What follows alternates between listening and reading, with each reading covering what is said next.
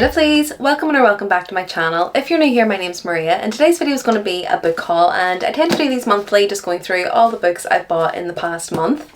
And as you can see, we've got a pretty decent stack here to go through. Now, if you did see my recent video, I done a do bookish things with me. There were a few more books in that video, but since it was so recent, I didn't want to speak about them again in this video and be really repetitive, so they won't be in this pile. But these are all the rest of the books that I've bought throughout the month of September and kind of the start of October as well. Some of these are pre-orders, some of these are also just books that I've picked up while I've been out and about shopping, and then I do have my Illumicrate and Fairylight, which you can see, which is just underneath here in the pile as well. So we'll just be going through all of those, me giving you a little bit of a description of what they are, why I got them, and you can probably tell what a few of them are because of the sprayed edges. But as I say, we'll just go through them all and I'll give you a quick rundown of them as well. So without further ado, let's just get into the book haul.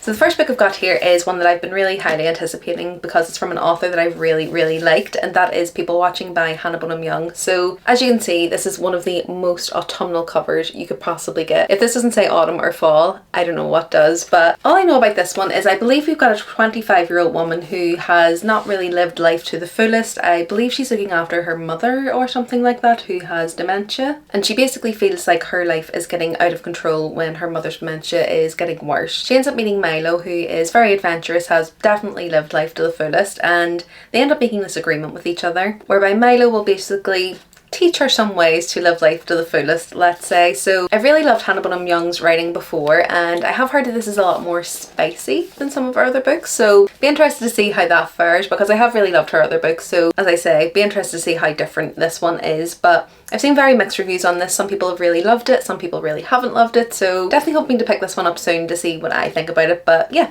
that's the first book I picked up. I've then got The Exorcism of Fairies by J.L. Vampa, and this is one, I believe it just came out this year, and it's actually made me really intrigued by the rest of the books by this author. But really the thing that got me was this cover. It's really simple, but for some reason it just really grabbed my attention.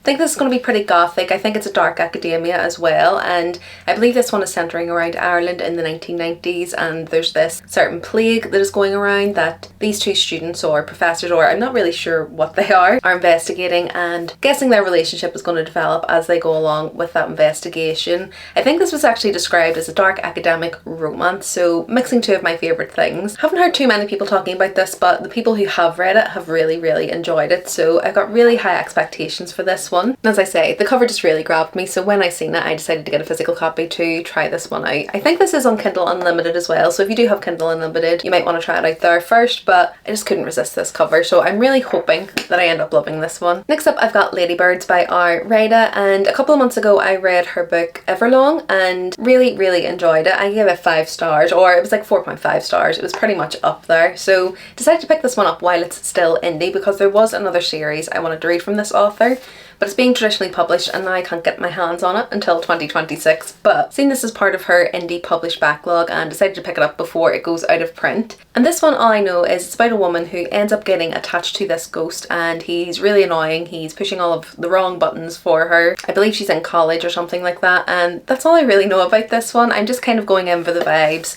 Everlong was a really great read for me, really loved the writing style, and most of the reviews I've seen for this one have been really positive as well, so I'm hoping that this one will be a win for me too. Okay, next up is one that if you're in the bookish community you won't have escaped this one, but it's Alchemized by Sen Lin Yu, and this one, I'll be honest, I'm a bit on the fence as to whether I definitely want to read this one, and this will be coming up again later in the haul video because I wasn't aware it was one of the subscription choices. I really need to start looking up the spoilers for those again, but I've seen a lot of mixed reviews on this, and some of the things that are talked about in here I'm just not sure if they're going to be for me, but I think I do want to give it a try just to see if it's something I can enjoy. There is a lot of noise around this one for very different reasons, which I do kind of support, you know, in terms of why I initially maybe thought I wouldn't want to pick this one up. But I had pre-ordered this a while ago, forgot to cancel the pre-order, and again it is in one of the subscription boxes as well, so I feel like I should give it a try. But honestly I'm not too sure what this one's about because I haven't really looked into it that much. I believe in this one we're following an alchemist who is kind of living in the aftermath of a resistance war, and she's obviously on the wrong side of that, I believe. I believe there's something in here about her memory and how it could be a danger to the leaders of the resistance as well.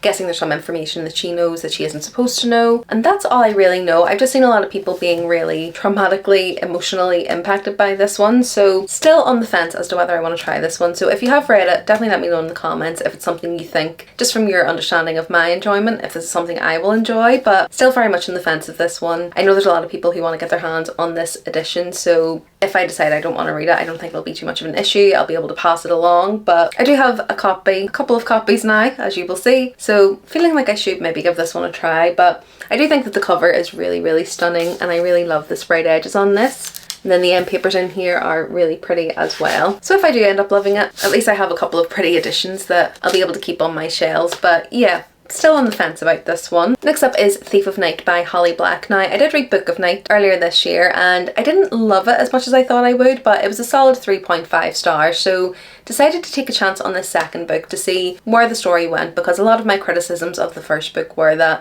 we didn't get enough story outside of the kind of main character that we were following. Some things didn't make sense. The way the first book ended, I think we may get a bit of the answers within this one, so decided to still take a chance on this one. And I love Holly Black, so I did just want to give her a second chance as well. And this is an urban fantasy, so it's very different than anything I've read from Holly Black. She's been a favourite author of mine, but it was mostly because of the Cruel Prince series, so this series definitely read a lot different for me from that series. So in the first book we're following a talented con artist called Charlie Hall, who ends up doing a job that kind of gets her embroiled in this kind of gang and basically endangers her life. Within here there's also a lot of shadow magic, and that's kind of where the power comes from within this world, and the story kind of goes from there. I don't want to give too much away because they are relatively short books, so a lot of what I will say will be a spoiler. But as I say, read the first book and did enjoy it. Didn't absolutely love it, but it was a solid 3.5 stars, so want to read on and see if this is a duology that I enjoy. So this is the Waterstones special edition that I got here, and it is also a signed edition, but it does have some pretty sprayed edges, some pretty end pages as well, and then there is some foiling on the naked hardcover too. And then, as I say, this is also a signed copy, which you can see there. So yeah, I'll be intrigued to try this one to see if I enjoy it any more than I did the first book. It may just be that it's a 3.5 series for me, which is absolutely fine. But yeah, just because I've really loved Holly Black in the past, I wanted to give this one a go. And with her Cruel Prince series, I actually loved the third book more than the first or the second book, so maybe it's a pattern with her writing. Still really excited to pick this one up and see where I end up landing with this series overall. Next up, I've got a special edition of Twilight, and I actually haven't taken it out of the plastic wrapper yet, so let me just get that wrapper off. I'll try and be really careful because these are the only scissors I have. I'll just get a little bit of the plastic off, then I should be able to pull it. Okay, so it's a special edition of Twilight. I think this is a series of special editions they're doing for the 20th anniversary, and there is a whole set of the entire series, but quite honestly, I'm probably never going to read that series again. I want to kind of keep it as almost a time capsule of that time when I read it. Absolutely obsessed with it. I can still viscerally remember reading the last book when it came out, you know, queuing up for the cinema when the films were coming out as well. But I know if I reread it now as an adult, it's probably pretty mediocre. You know, maybe I'll love it because of the nostalgia, but either way, I think I'm just going to keep it as a bit of a time capsule book that I read when I was young. I viscerally remember reading it, absolutely loving it, but likely I'm not going to read the entire series again, so I didn't want to get the whole box set because it's just going to take up a lot of space on my shelves, and if I'm never going to read them, there's really no point. But when I seen this one, and specifically one of the details of this one that I will show you, I thought it might be nice just to get a little bit of a trophy to show kind of one of the books of where it all started for me. So this has a little slipcase, as you can see, with the flowers going around it. I don't think it's really giving the Twilight vibe, but it will fit on my classic shelf really nicely, so I'm not too mad about it, and I think it's just really, really pretty. Then the book does come out of that slipcase as well, and we've got a similar design just with the green with the pink flowers on there and some foiling as well. End papers are really pretty, and it kind of has a throwback to that this book belongs to. I remember most of my books having that feature when I was young as well. Then the end papers are the same on the back, but you've probably seen this again if you're in the bookish community. You probably have seen this feature, but we have some gold sprayed edges. But the best bit about these, I'm not sure if the camera's going to pick it up, but when you put them a certain way, you can see Bella and then you can see Edward, and honestly, I am the perfect audience for marketing like this because I was immediately influenced to pick this one up. And yeah, I just thought it was really, really special, a really pretty edition, and if I'm going to have a trophy version, because I do have all my original books that I read from, but if I'm going to have a trophy version, I thought this was the most beautiful one. Such a stunning edition, and honestly, that sprayed edge, I've never seen anything like that before. It's so, so cool. So yeah, I'm a sucker for a good marketing campaign, and they definitely got me with this one. Next up, I've got Every Spiral of Fate by Tahira Mafi. This is the 4th book in the This Woven Kingdom series. I don't know if this has another name, but the first book in this series is This Woven Kingdom. I've read the first 3 books in this series and really loved the first book. So we're following this kind of heir in hiding, essentially. She's heir to the Jinn kingdom, but the Jinn have been kind of outcast within this land after a war, so she's been in hiding for some time. She ends up meeting the prince of the current land that she's living in, and they end up reluctantly allying together, and the story goes from there. Now, the first book was really good. I thought it was really fast paced. I really loved the dynamic between all of the characters, and then the ending of that book was so explosive that I moved on to the second book straight away. The second book, again, I did enjoy, but it definitely slowed down the pace. I think the second book, or is it the third book? One of the books within the series takes place over like 3 days, and I do feel that this series is being stretched a little to make it 5 books rather than the original 3 that it was supposed to be. However, I do really like the writing. I really like the writing style. Tahira Mafi's writing style is really pretty, and I am invested in the story, so I probably will continue. And I do have all of the Waterstones exclusive editions, so when I seen they were coming out with another one for this book, I decided to pick it up to complete my collection. So I think this is just a standard edition, and the covers of these books are all so pretty, really, really pretty. But then we do get some sprayed edges on here, and then the naked hardback matches the other ones that I have for the series. They're all just different colours, but basically the same design. So yeah, it's been quite a while since I read the trilogy. These are quite slow in coming out, so I may need to look up a recap for the first 3 before I pick this one up, or maybe I'll just do a full reread when I'm ready to read all of the series. I'm not too sure when I'll be picking this one up, but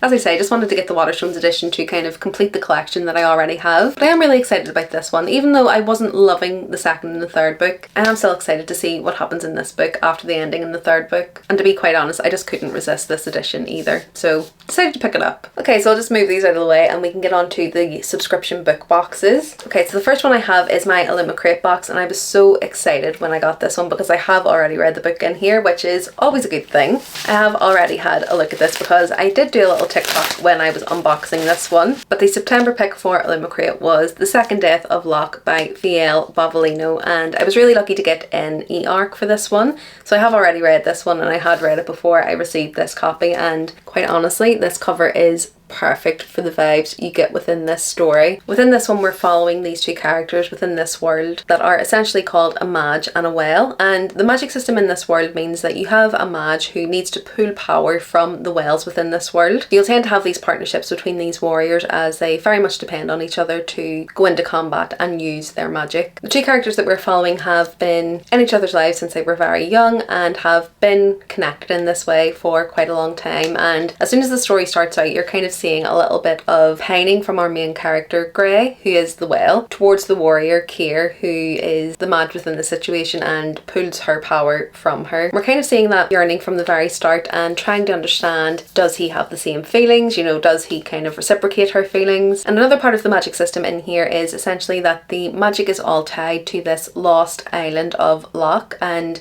essentially on the island of Locke, all of the heirs to that kingdom were killed quite a long time ago, and because of that, and because there has been no declared heir for this island, the magic is depleting. So all of the different kingdoms within this world are frantically searching for this lost heir that they think may still be alive and may be able to restore magic to the world. And let's just say one of our characters may have a bit of an idea on that. That is in the synopsis, so it's not a spoiler, but one of our characters may have an idea of who that could be. But honestly, this story was just a really great exploration of grief, of sacrifice, and watching these 2 characters kind of pushing the limit to what they would sacrifice for each other, how loyal they were to each other. And it was just really, really beautifully written as well, and it's probably one of my favourite books I've read this year. I really liked the books that I've read from V.L. Bovalino, so she also comes under the pen name Tori Bovalino, and I think it's mostly YA, kind of more gothic stories that she writes. But I've read one book by her called My Throat and Open Grave, and I really enjoyed that story. I think I rated it around a 3.75 to a 4 star. It was pretty dark, but the main thing I loved about it was the writing style. It was absolutely beautiful. It was a very short story, but it definitely had me captured from the first to the last page, and I definitely think her writing style is one that I would really, really love, and it continued in here. I really, really loved the writing style in here. It was very gothic, very atmospheric. I felt really immersed basically from the first page, so definitely be really excited to see more coming from her in these more adult novels. And I think this is going to be a series. This one did kind of end as a bit of a standalone, you know, the characters got a good ending here, so I'm guessing the other books within the series may be following different characters. I'm not too sure, but it does say on Goodreads this is going to be a series, so I'd be interested to see what comes out for this. But as I say, this is the Illumicrate edition that they done. This definitely encapsulates all the vibes that we got from the story. Then we have some sprayed edges. The naked hardcover is really pretty. It definitely gives off kind of those medieval old vibes that you would expect from this book. And then we have some character art with some foiling on the end pages. And I absolutely love this as well. Once you've read the story, this will make sense, but I love this character art at the end. So yeah, overall really love this one, and really happy that this isn't going to my TBR because I have already read it and loved it, so it'll just be a trophy book for my shelves. So next up we've got the Fairy Loot. I get the adult and the young adult combo box, so it's the book only, but I get both of those in a combo each month. The first book, as I say, is the adult book, and this is one that I didn't look up spoilers before I got this one, so it is another copy of Alchemized, so very different vibe to the standard edition. Got a fully custom dust jacket on here, and then the sprayed edges are very different as well. I think, as I say, it very much centres around alchemy, so guessing that's what these sprayed edges are indicating. We then have some character art on the hardcover as well, and I have to say it's not really what I was expecting from the themes that I've heard of this book. It definitely looks more like romantasy on these end papers and the naked hardback, but I haven't read it, so I don't know. Then there is some more on the back. Then you do get a reversible dust jacket, which is just a slightly darker colorway of the standard cover. So let's just see what the kind of synopsis is on here. They usually do a really good job of summarizing the synopsis on these little cards. So it just says, in a world ruled by necromancers, a former alchemist has lost all memory of the Resistance final days. Her missing past may hold the key to secrets that could change everything, and uncovering the truth is the only way to survive. Okay, so I got it slightly wrong before. She cannot remember things that happened in the days leading up to the Resistance, but if she does remember, I'm guessing she's going to remember some secrets that they definitely don't want her to know. So yeah, that's a bit more of a synopsis on that. As I say, I don't really know if this is definitely a book that I'm going to pick up, but I have a couple of really beautiful editions, so I feel like I should give it a try. But I might just wait and see some other people's reactions that I kind of have a similar taste to see if they enjoyed it before I decide. But I think either way I'll definitely be getting rid of one of these editions because I didn't do my due diligence and check my pre-orders or check my spoilers for the Fairy Loot box this month. And the thing is, when you have the combo box as well, if I skip a month I have to skip the young adult as well, and I do actually want to read the young adult one. It sounds like it's really interesting, so I probably wouldn't have skipped this either way. But as I say, if you have read it, definitely let me know in the comments below if you think it's something I would enjoy, or even if just you enjoyed it, tell me why you enjoyed it and kind of convince me if I should read this one or not. Okay, so the last book is Never Ever After by Sue Lynn Tan, and this is a young adult, and I'm not really sure what this is about other than I think it has a bit of a Cinderella retelling, but I really love the cover on here. I've really loved some of the books that I've read from Sue Lynn Tan, so I'm hoping I'll really enjoy this as well. Then we've got some pretty sprayed edges that match. Then the naked hardback on here is really pretty as well. It just runs the whole way round. Then again we've got some character art with some foiling on the end. Then it is different on the back as well. Then I'm guessing this is the standard dust jacket. It definitely fits in with Sue Lynn Tan's kind of normal style, but we get this on the reverse as well. So yeah, as I say, I've read from Sue Lynn Tan before and I've really enjoyed her work. So Daughter of the Moon Goddess and Something of the Sun Warrior, that series, whatever the second book is called.